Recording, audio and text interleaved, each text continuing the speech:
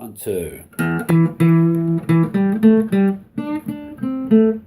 Said I'm not Anglo-Saxon, got me the Frisian man.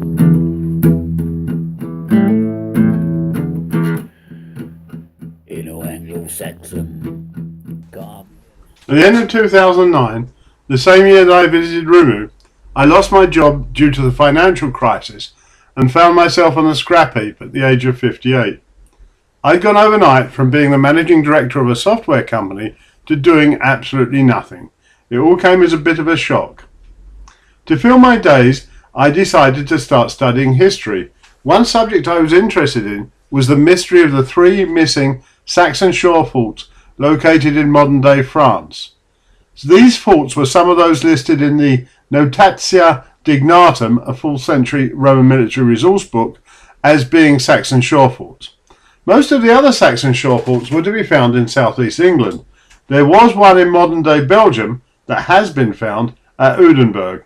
The three in France have never been found. This then would be my first historical project that would involve a bit of travel and study. Waiting for a touch of spring to visit the historical sites, 2009 to 10 having been one of the worst winters in France for 25 years, I started my investigations online and through reading books. I ordered some historical works especially for this purpose. What came to my attention straight away was that in French history there were no Dark Ages. While England languished in the total occlusion of the Dark Ages, there was almost a continuum of Roman civilization in the Merovingian Frankish kingdom just across the 30-kilometre English Channel. I talked to a French history professor in a museum in Montpellier about this subject. Il n'y a pas eu d'âge de ténèbres en France, he replied. There were no Dark Ages in France. As we will see later, there are even records of a substantial, almost Hanseatic, Frankish-Frisian trade network that covered the North Sea and later the Baltic. This was from the end of the 6th century and right on through to the middle of the 8th century. This is substantiated and documented by Henri Pirenne and Stéphane Lebec in mere erudite works, some of which have been translated into English. Even at the deepest occlusion of the Dark Ages in Britain, just across the Channel, in the Merovingian Frankish realm, the old Roman towns were still occupied. Traders, often Jewish from modern-day Syria and Lebanon, were to be found in almost all of the towns, facilitating commerce. Trade between Byzance and the Frankish kingdom flourished. In fact, Henri Pirenne indicates in Les Villes du Moyen Âge that trade actually increased in the 6th and 7th centuries from a level before the Franks took over the 5th century rump of the Western Roman Empire. Having found in my research this old map of the Pas-de-Calais with later Empire Latin place names, I thought it could help me locate the three missing French Saxon shore forts. The map was a 16th century copy of a much earlier map. I tried to match the place names on the older map with ones on more modern maps, with, I must say, some success. The key was to find the town known in antiquity as Septem Viam Romanum, 7 Roman roads. After much extrapolation, I came to the conclusion that this old, at the least, Roman way station was to be found in the sleepy little village of Zotu. This village has the only white cut stone church in the area. All the rest are in the soft local sandstone. The church is perhaps made of what looks like it could possibly be recuperated Roman stone. Once Zotu was identified, I easily identified modern-day Boulogne-sur-Mer, the Roman port of Bononia. On my field trip, I could have used the antique map to get from Septem Viam Romanum, Zotu, to Bologna, Boulogne-sur-Mer. As you can see, the modern-day roads follow exactly the same course as the Roman roads on the antique map. On the old map, the town that looks like the main regional trading centre was Tarouanna. This had been the chef-lieu of the Morin-Belgae tribe before they moved it to the 45 Castellum Morinorum, also identified on the map as the modern-day village of Cassel. The largest Belgae Roman town of Tarouanna is now the sleepy little village of Terouanne, which has been much dug up over the years by archaeologists. Then I drew in the other roads, and they almost match perfectly. A lot of the routes of the Roman roads are still used today. As you can see from this slide, and from my underlining on the following two maps, I could match quite a few of the place names on the old map to the modern one. With a more detailed modern map, I'm sure that I could have matched even more place names. Quite often, what were substantial settlements in late Roman times have become tiny villages or even insignificant hamlets. Zotur doesn't exist on many maps. I tried to date the original map and came up with a date of the early to mid 4th century AD. Here is some of my reasoning. There was a devastating marine transgression.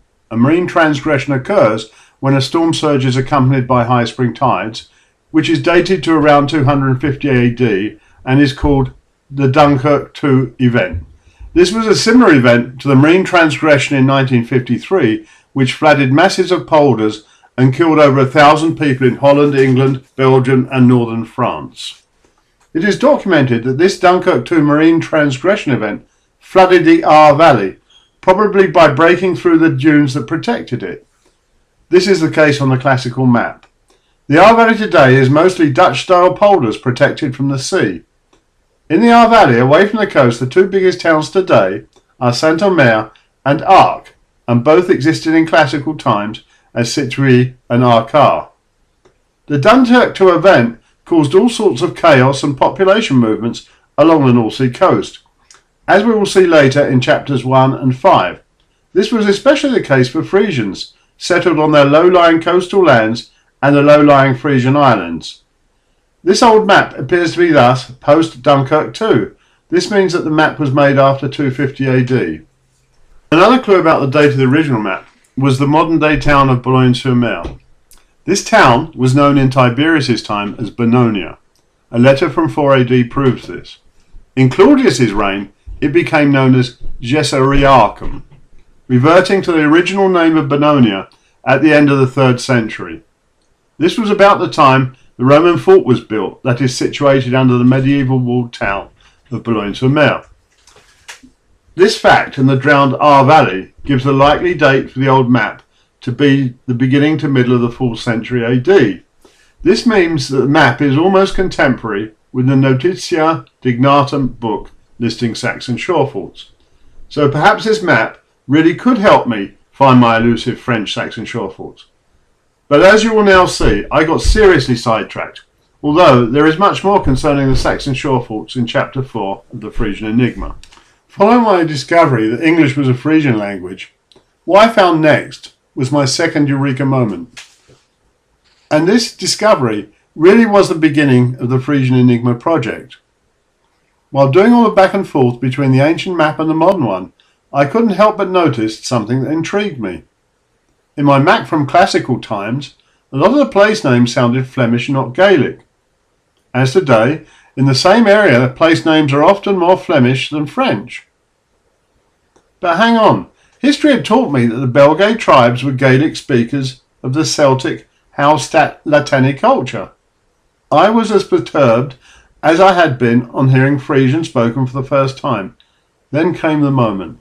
What suddenly struck me was the almost unchanged modern place name, Turnhem-sur-le-Hem.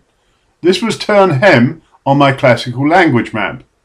The town I come from in London, Chiswick, has an area, a park, and an underground station called Turnham Green. There was even a battle there in the 17th century Civil War. Town names in modern Belgium that begin with Tour, T-O-U-R, are quite common. This town would be Turnhem Groen in Flemish. This was too close a match to be just a coincidence. According to my history books, there'd never been a Flemish invasion of Britain. And on further investigation, I found that Chiswick, the town I grew up in, and where Turnham Green is located, is a place of pure Frisian Dutch origin, Cheese-Wick, that will be pronounced Cheese-Wick, meaning cheese town, or perhaps more correctly, cheese area. And once again, according to what I've been taught in school and what is in my history books, there'd never been a Frisian invasion of Britain either. In view of my supposition that the Belgae tribes were Teutonic speakers, I realised that I was now flying totally in the face of the accepted history of England for this period. I'd already done away with the mass Anglo-Saxon Jutish invasions, and now I was denying another major accepted fact about the history of England, that the Belgae tribes were Gaelic-speaking Celts. I thought I needed some help. I needed someone who would help to confirm my views to the historical establishment. I needed the later deified, optimist dictator, Julius Caesar. You see, something came back to me. I can still remember the beginning of Caesar's Bella Gallicos, his Gallic Wars. I learnt it by heart in Latin at school, and I can still remember roughly what the text meant. However, the translation of Caesar's text I have used is by W.A. McDevitt and W.S. Bonn. Therefore, out of great respect for Julius Caesar, the deified and eternal Optimus dictator, I have put his original concise text in Latin first. Julius Caesar, the Gallic Wars, Chapter 1. All Gaul is divided into three parts, one of which the Belgae inhabit, the Aquitani another. Those who in their own language are called Celts, in ours Gauls, the third. All these differ from each other in language, customs and laws. The river Garonne separates the Gauls from the Aquitani, the Marne and the Seine separate them from the Belgae. Of all these, the Belgae are the bravest, because they are the furthest from the civilization and refinement of our province, and merchants least frequently resort to them. Julius Caesar clearly states in his text that the Belgae tribes and the Aquitani don't speak the same languages as the Celtae. These were the people who the Romans called Gauls. Their language was obviously Gaelic. I surmise the Aquitani to be the Basques, as they still live today halfway to the Garonne River, far from their mountain redoubts in modern-day France and Spain. Caesar indicates later on that the Belgae peoples were closest to the Germanic peoples, but they were always fighting with them. So there it was, the proof right in front of our eyes, both in Julius Caesar's Gallic Wars and from ancient maps giving Proto-Flemish style place names in both northern France as well as southeast England. The Sandgate southwest of Calais has its sister town just 40 kilometres or 7 hours paddling across the English Channel, Sandgate in Kent. In both cases, they were gaps in the dunes. And my immigrant from Turnham would set up his new home in Chiswick and call it Turnham Grain. He would put his cows out to graze on meadows that could flood with brackish water from a tidal river, exactly as in Turnham. So what I understand was that the Belgae tribes spoke Teutonic languages, which were almost certainly Proto-Flemish and Proto-Batavian, modern-day Dutch. They brought these languages to England in their invasion/migration from 125 BC onwards. I also knew that there were Frisians accompanying the Belgae tribes in their migration. This I have deduced from the mixed place names, the origins of the English language, my historical research, and today, genetic analysis of the people in England. The problem may be that historians have relied too heavily on the finds of cultural objects that were typical of the Hallstatt Latini culture to prove that the Belgae tribes were Gaelic-speaking Celts. But as we have seen, the hard physical evidence of place names is to the contrary, as are Caesar's contemporary writings. Cultural objects associated with the Celtic Hallstatt Latini culture, which had been found in areas occupied by the Belgae tribes, could have easily been obtained by money-based long-distance trade, which was rife at the time. We know this to be the case from the distribution of gold coins and from the discovery of contemporary Iron Age cargo shipwrecks in the English Channel. Or, alternatively, they could have just been copied from single items that had been bought through trade. They'd want to do this because those Celtic-style beakers and swords were really the thing to have for an up-and-coming Belgae tribal leader or noble. This reproduction of high-status cultural objects could be comparable to the way Louis Vuitton bags are forged today. We've done a lot of concentrated history in the last 7 minutes, so we'll give it a little rest so that you can digest what I've put forward so far. Now that we've laid the foundations, in part 3 of the Prelude, we will look initially at the genetic makeup of the people living in England today. Then we will look at the impact of the Anglo-Saxon Jutish invasions, because I'm not saying there were no Anglo-Saxon Jutish invasions, there most certainly were. But these invasions were on an even lesser scale than, for example, the Norman invasion, and they weren't centrally planned with military precision and executed in one fell swoop under a single leader, as the Norman invasion was. What I'm proposing is that the Anglo-Saxon Jutish invasions could best be described as the taking over of the country by a few bands of mercenaries. In spite of this being at the beginning of the Dark Ages, we have documentary evidence of who the first Saxons were. They landed in 449 AD. They comprised a 3-ship, roughly 100-man contingent of mercenaries led by 2 warlord brothers, Horst and Hengist.